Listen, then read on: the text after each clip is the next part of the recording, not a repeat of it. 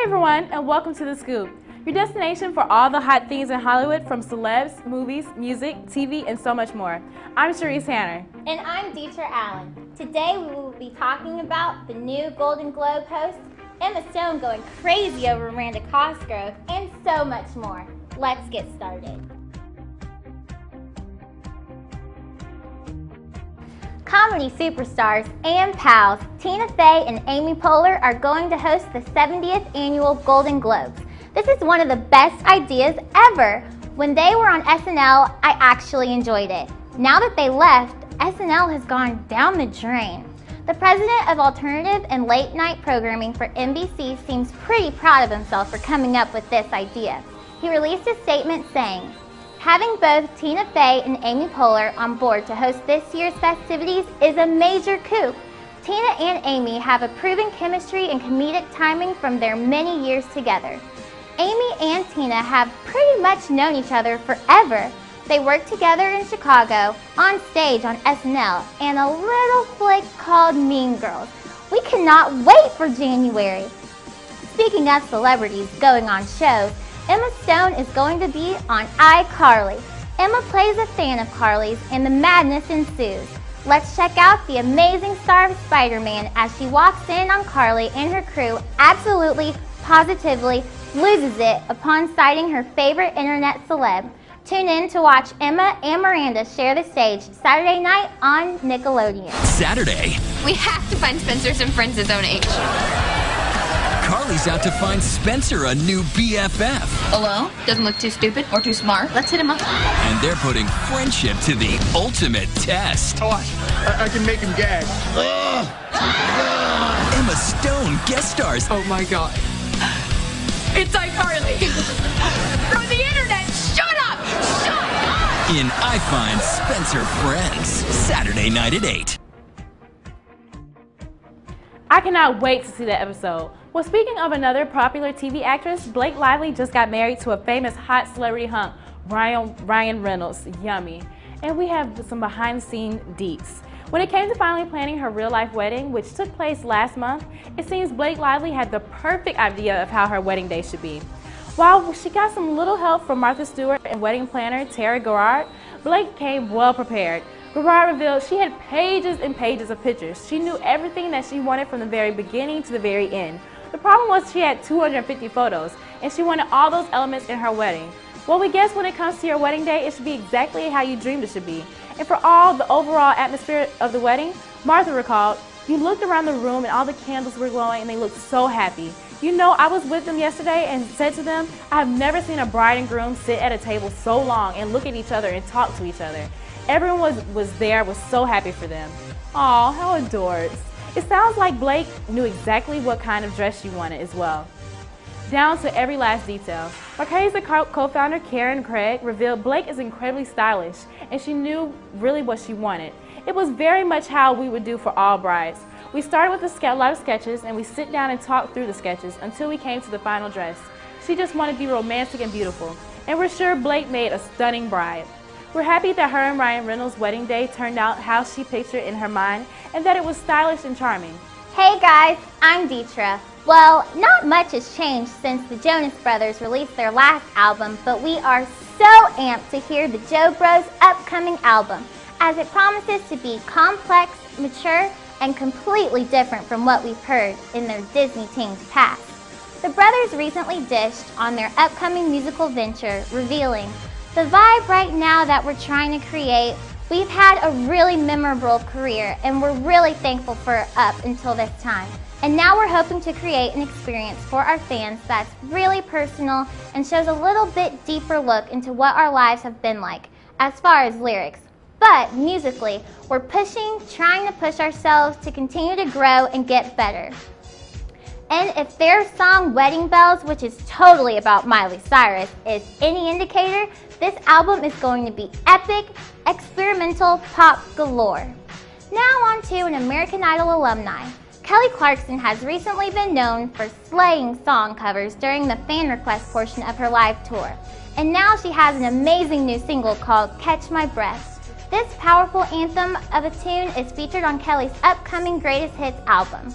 out on November 19th, which we'll obviously devour with whipped cream and a cherry on top. Let's take a listen. Learning how to react. I've spent most of my time catching my breath, letting it go, turning my cheek for the sake of the show. Now that you know this is my life, I won't be told what's supposed to. Rihanna garnered some serious success with her lead single off that Talk, the Calvin Harris produced We Found Love, but according to Leona Lewis, she was the original recipient of the track and almost included it on the release of her new album, Glass Heart. She explains, I worked with Calvin and we recorded We Found Love, but he went touring with Rihanna and she ended up releasing it. I didn't commit to it because I wanted it, Trouble, to be my first single. So I think that was another reason they went with Rihanna. It was the same version and production, but mine's better. I still have the recording, but I'd never leak it. That's so unprofessional. There are so many songs I've recorded only to hear other people singing them. It happens all the time. It was a bit annoying to see how big it was around the world, but if I'd released it, maybe it wouldn't have done as well. What do you think? Would you have preferred Leona Lewis singing We Found Love? Well, let's kick it back to Charisse with some interesting movie news. Do you like horror movies like I do? I mean, I spend most of the time closing my eyes, but I actually want to see this one. Carrie was a classic retro movie, and now the remake looks hot as in on fire like the fire Carrie sets to her school. At first, I was a little hesitant to get excited over a Carrie remake, but after viewing the teaser for the Kimberly Pierce-directed classic tale, which stars Chloe Grace Moretz in the iconic leading role, well, I'm obsessed. And we can't wait to see Julianne Moore is like a cray-cray religious fanatic. Let's check out the teaser.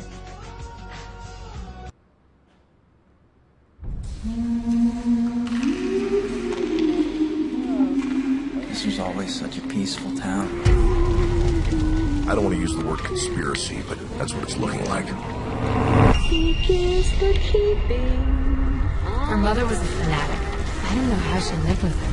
To believe something supernatural happened here defies logical explanation.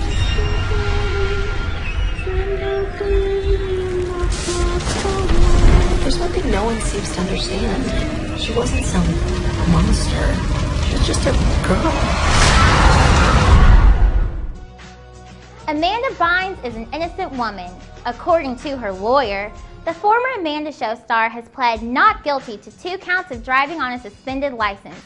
We're not exactly sure how that works. There's documentation and witnesses, including cops, to her joyriding around Burbank while her license was suspended. How can she say she's not guilty? Perhaps she'll accuse Lindsay Lohan of driving her car for her. Truthfully, we're not at all surprised by Amanda's plea.